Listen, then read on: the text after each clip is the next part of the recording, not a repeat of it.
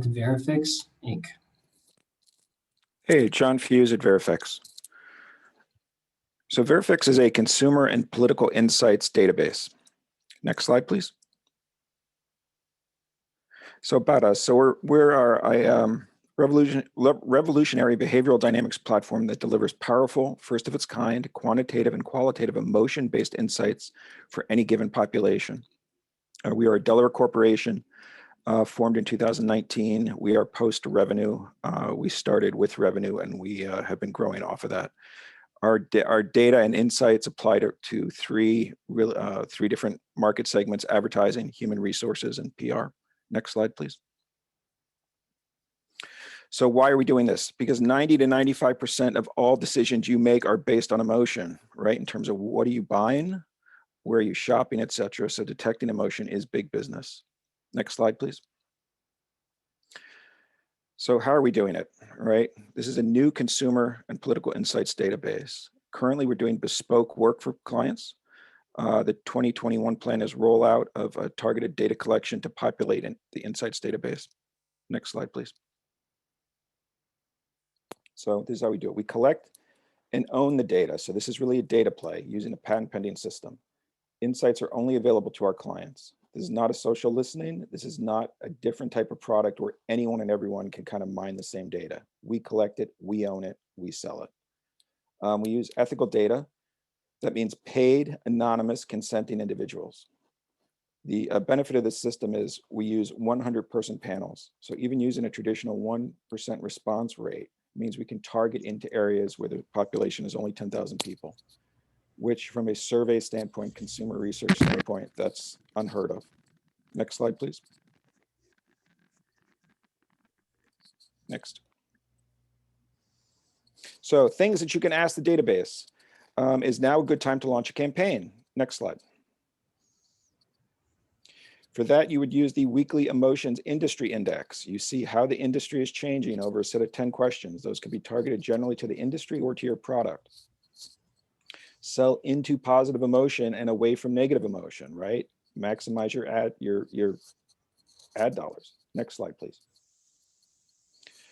We can answer this question, right? Which is, what is the demographic for the easiest attainable new market share? Everyone wants new market share. Everyone would fawn over Cambridge Analytica's target audience analysis that would take them over a year to do, and they would charge people $2 million for. Now you get it weekly. Next slide, please. For that, you use our dynamic demographics analysis. We identify the base demographics of the largest group sitting just outside your current market share, right? Focus on where the next market share is, not on everyone just sitting out there. It allows for targeted ad dollars. Next slide, please.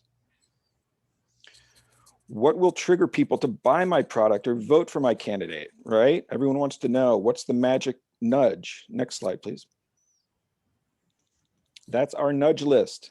It is done automatically each week for you. We identify the issues that, if amplified, will move people to your product or issue. That is a first. That in and of itself is incredibly revolutionary. Next slide, please.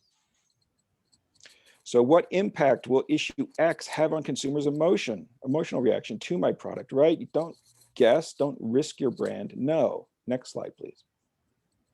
That is our implicit delta testing.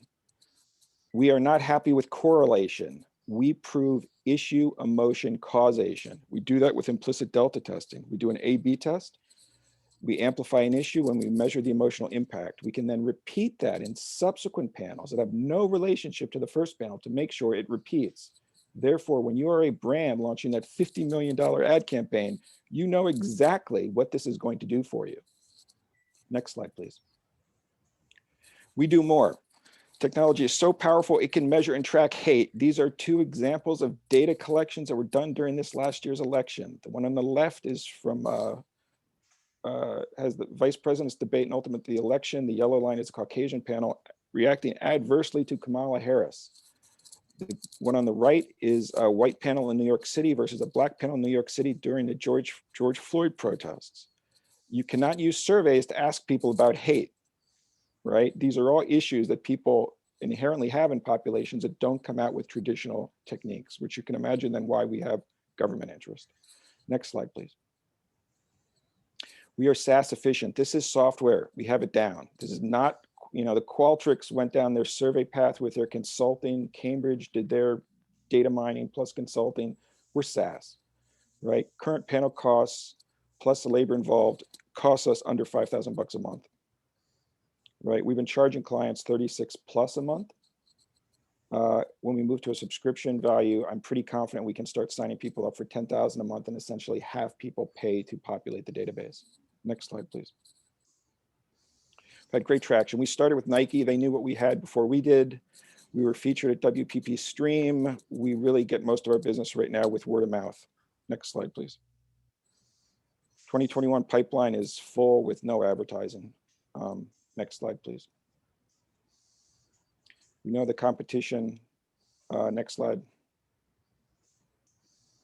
Like I said, we started profitable. First year of operations, we did $150,000 of business. Last year, we finished with just under $500,000. This year, conservatively, we should hit at least $1.5 million. We probably could be closer to 5 with funding and increase in expansion. Next slide, please. We are a super lean startup. And I mean super lean, right? So the part of the process is we've been matching revenue to growth. And we want to do that as much as possible to limit dilution. So we will continue to do that. We will be adding to the team though. Right now it is just the 4 of us. And I think that's it. Next slide, please. So we've never raised money. We've never had to. We're raising money for the database. We're looking for our first raise, which were $500,000 seed. And that really will be focused on building out that database. And that is it. Thank you very much.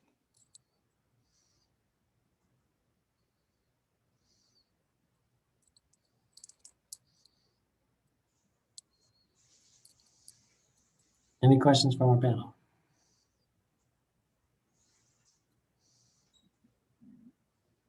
I can ask. So I'm still I'm not able to understand yet what's the, and I'm probably missing something. I'm definitely not an expert in the consumer space, but I'm just not able to get really. I know you're trying to create a SaaS product, which is a version of what probably you would do in a traditional market research. Is that what you are saying?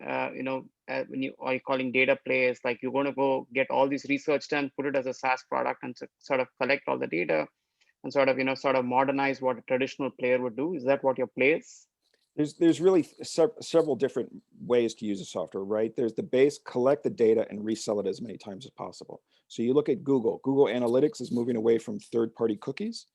So ad targeting will disappear next year through Google. So the traditional, we become a different play to Google in terms of placing your ads. You can be a WPP, a Starcom, a Publicis who white labels the product by either taking the software and building your own internal database. You could be the US government that simply wants the software to go deal with building out their database. There's different ways for the software to be applied and different ways to monetize it, whether it's a software licensing, software as a service for someone else's use, or a database play, collecting data once and reselling it as many times as possible. I would like to ask a question. I missed something on the core tech. Collecting that data, are you using it just behavioral models, or are you using computer vision? I mean, what's the main core component of collecting the data? People interact with it. We recruit a panel, and the panel then interacts with our software every week, which is where we do the data collection. We pay them to interact with the software. Because we only need so few people, it's not difficult for us to do. At which point it becomes, people don't know we're collecting the data necessarily, right? It's not social listening, such that all your competitors see what you're doing. It's targeted in some respects. And it's internal to us. We're basically, to shorten it, we're hacking the human brains. Thank you very much.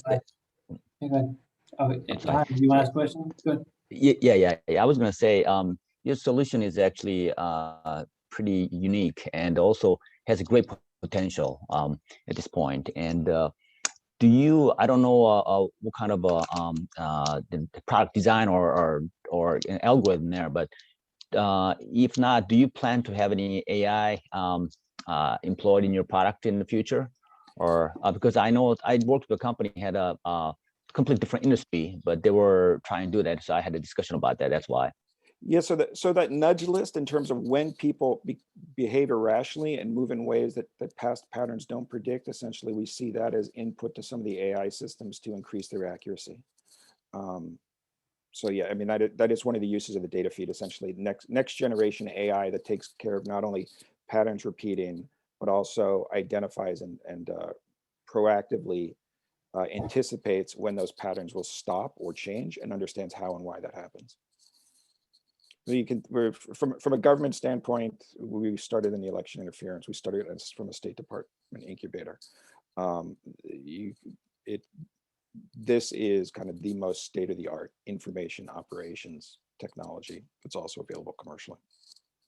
Right. Thank you. And you, right? You're not currently looking for any raise. I'm sorry. Excuse me? You're not. I'm sorry. Just quick. You're not looking to raise any fund at this point, correct? You said. Yeah, no, yes, we are. We're looking to raise our first money ever, which is a kind of a pre-seed investment to help build out that database and target to a particular market, most likely alcohol. Okay. Right. Thank you. The ask was 500K, right, John? Right. Correct. I think he mentioned about that. Okay. Thank you very much, Veriphix. Moving on to Mem Computing.